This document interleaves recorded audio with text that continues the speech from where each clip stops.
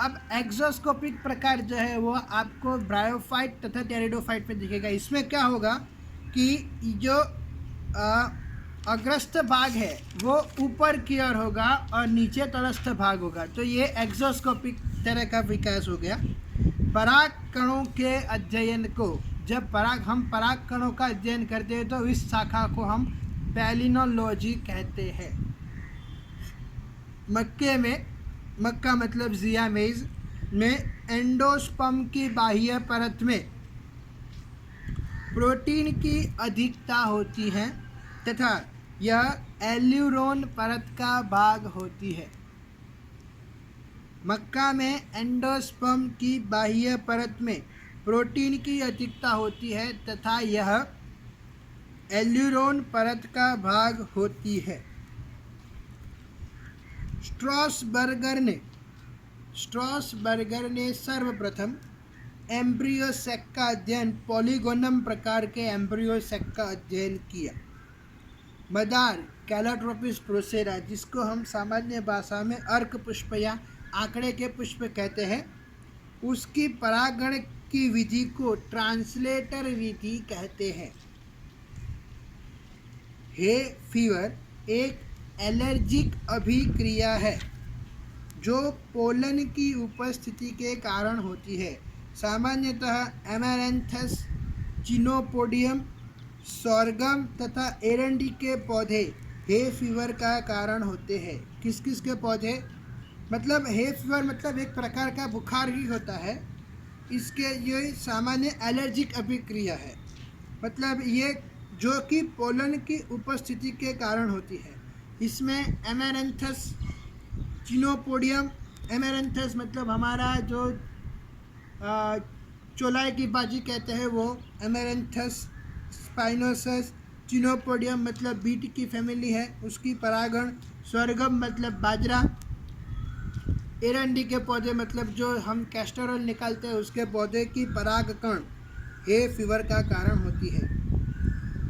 Dicot Cuscuta, जो कि एक अपूर्ण परोपजीवी वनस्पति है, उसके अंदर बीज पत्र नहीं पाए जाते, तो ये भी एक डाइकोट होने के बावजूद उसमें बीज पत्र नहीं पाए जाते, तो ये भी एक वंडर हो गया कि डाइकोट होने के बावजूद उसमें बीज पत्र की अनुपस्थित होना, ये भी एक विचार करने योग्य बात है।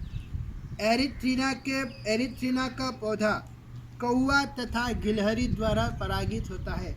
एरिथ्रीना का पौधा कौवा तथा गिलहरी द्वारा परागित होता है। दो एंडोस्पर्म युक्त बीज नारियल कॉकस न्यूसीफेरा में पाया जाता है। इसमें एक तरल एंडोस्पर्म होता है तथा दूसरा कठोर कोशिकीय एंडोस्पर्म होता है। कठोर एंडोस्पर्म बीटल नट एवं डेट पाम में पाया जाता है। बीटल नट का सामान्य नाम है अंशिका नट तथा डेट पाम का आपको पता है फिनिक्स डैक्टिलिफेरा। सबसे बड़ा भ्रूण एक बीजपत्री के नारियल में पाया जाता है। लॉरेंथस मतलब ये उसको हम गुजराती में कहते हैं वांदो, वो भी एक परोपजीवी वनस्पति है, जो कि अपूर्ण परोपजीवी वनस्पति है, क्योंकि वो सिर्फ पानी और खनिज क्षार ही लेती है, बल्कि उसके बहुत अच्छे पुष्प भी आते हैं। कई बार आपने देखा भी होगा बड़े बड़े पेड़ों के ऊपर एक छोटी सी बेल या छोटी सी लता लटकती होगी, जिस दूसरे पर्णों की तरह लटकती होगी, तो ये भी एक लॉरेंथस में 2 से 6 बीज पत्रों के साथ एक बीजपत्री होता है। लॉरेंथस 2 से 6 बीज पत्रों के साथ एक बीजपत्री होता है, मतलब उसमें 2 से 6 बीज पत्र होते हैं, पर फिर भी वो सारे फ्यूज हो जाते हैं, संयुक्त हो जाते हैं और एक बीज पत्र बन जाते हैं। कॉकस न्यूसीफेरा का विस्तृत उपयोग नारियल के दूध के रूप में कल्चर माध्यम तैयार करने में होता है। रेफ्लेशिया, ओहो, सबसे बड़ा पुष्प है विश्व का। उसमें परागण गिद्ध द्वारा होता है, जबकि बीज तथा फलों का प्रकीर्णन हाथी के द्वारा होता है।